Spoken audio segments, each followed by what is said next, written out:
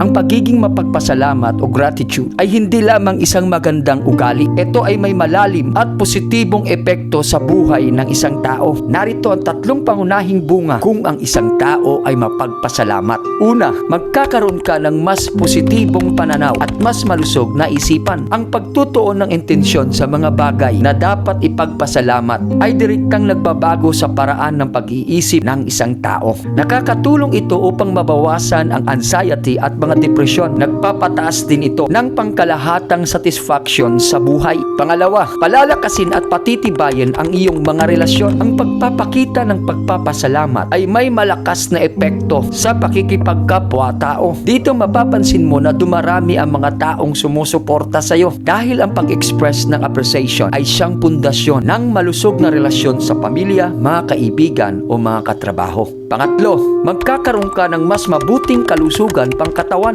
Opo, ang pagiging mapagpasalamat ay may mahalagang benepisyo sa pisikal na kalusugan. Magdudulot ito ng mas mahimbing na tulog, mas malakas na immune system, at mas mababang blood pressure. Sa madaling salita mga kaibigan, ang pagiging mapagpasalamat ay parang isang superpower. Kaya nga ang sabi ng kanyang mga salita, 1 Thessalonica 5 verse 18, magpasalamat kayo sa lahat ng pagkakataon sapagkat ito ang kalooban ng Diyos.